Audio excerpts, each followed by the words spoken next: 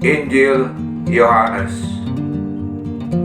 Pada mulanya adalah Firman.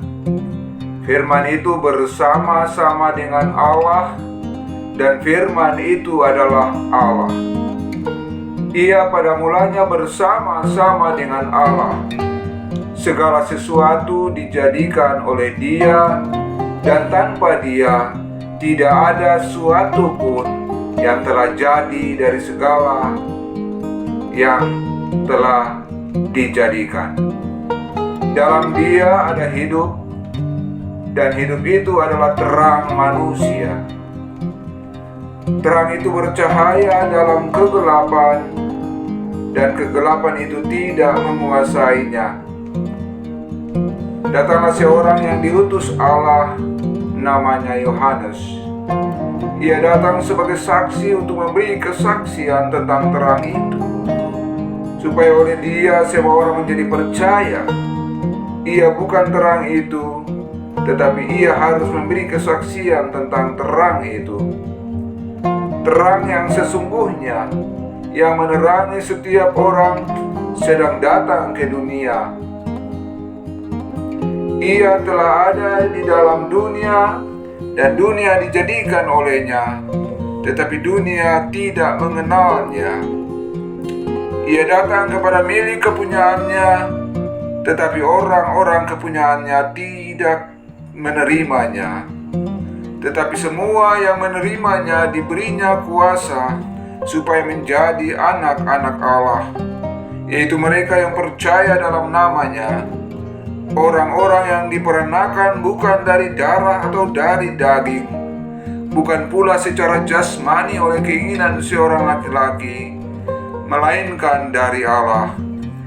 Firman itu telah menjadi manusia dan diam di antara kita, dan kita telah melihat kemuliaannya, yaitu kemuliaan yang diberikan kepadanya sebagai anak tunggal Bapa, penuh kasih karunia dan kebenaran.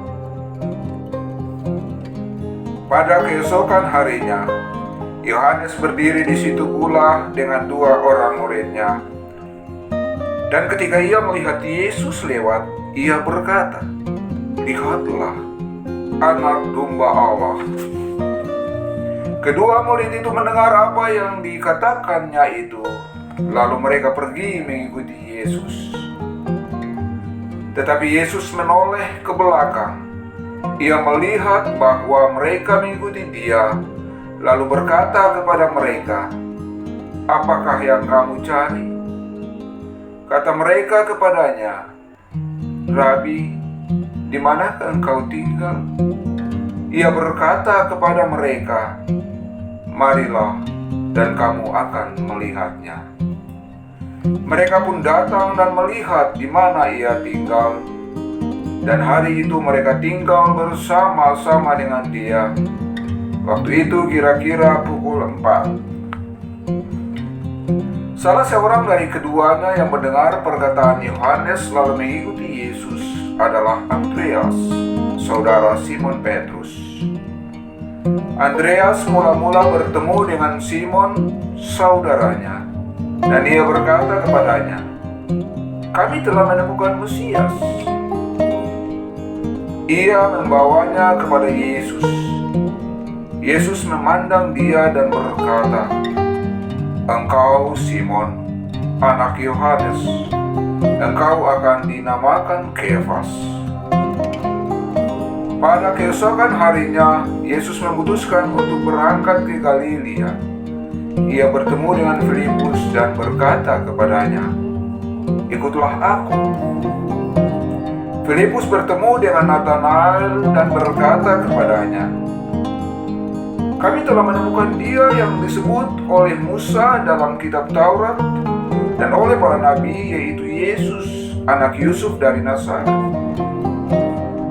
Kata Filipus kepadanya, "Mari dan lihatlah."